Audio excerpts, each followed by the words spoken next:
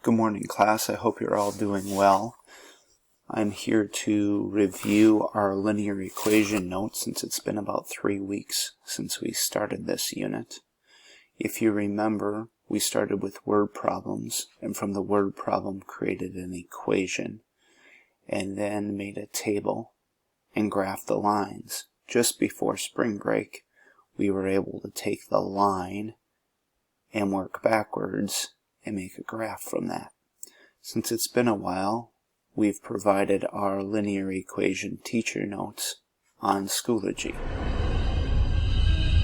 I wanted to show you again that from the Schoology page there are some other resources in the distance learning other than just our folder. The primary one that I wanted to talk about today is the Unit 5 notes. If you click on this PDF, you can use these. And our equation that we were using this year is a little different than what's written there. We started with a y equals m, our slope, times x plus b.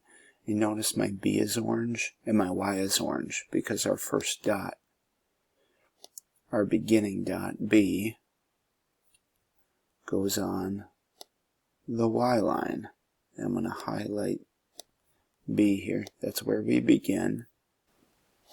The Y line. Our M, which I made blue, is our slope.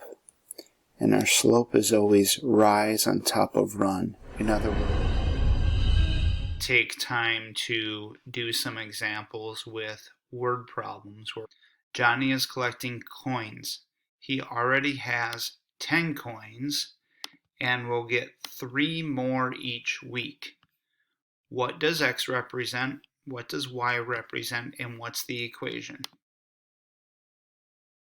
In this equation, X also represents the word weeks, but this time Y is the total number of coins, where before it was the total number of money saved. So we're going to put total here, and let's add the word coins. Now, what's the equation this time? Well, let's identify our M and our B. How much do we begin with, Johnny? We begin with 10 coins, because he has 10, so that's our beginning amount.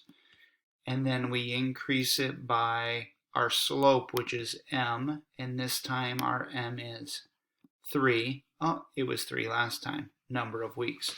So this part of our equation will look similar. So let's bring down this equation.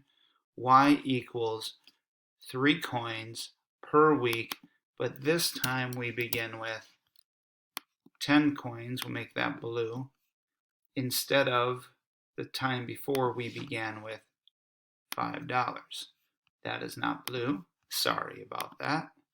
There we go. Y equals 3x plus 10.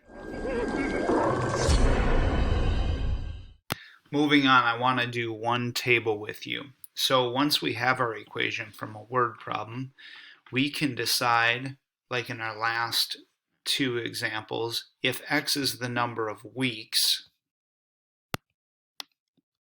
Oops, sorry about that. If X is the number of weeks after 0 weeks in this equation, how much money, or what would it be, our total amount of goods? Let's put total here in black. Well, what we're going to do is we're going to substitute this column in for X, multiply and then add following our royal order of operations, and then we're going to get Y for our total. So in this first example, I'm going to take that 0, plug it in for the X. I put parentheses where the X used to be. 4 times 0 is 0, plus 5 gives us a total of 5. On the next line, I'm going to plug 1 in for the X, so the X is being replaced by parentheses, so I'll put a 1 there. And I'm missing some information. So I go back to my equation, and my equation was 4x plus 5. So I see that Mr. Benson and Ms. Hoffman left a 4 out there, so I'm going to just bring it down. This time I'm going to do 4 times 1, which is 4, plus 5, which gives me a y answer, or a total of 9. Each time I'm going to go up to the equation on the top and bring down the first piece of information, 4. Where I see the x, I'm going to put a 2. And where I see a 5, I'm going to bring that down on that line. Again, order operation says we multiply before we add. 4 times 2 is 8, plus 5 is 13. Now the next one you could probably do on your own, so why don't you tell me what to write as I write it?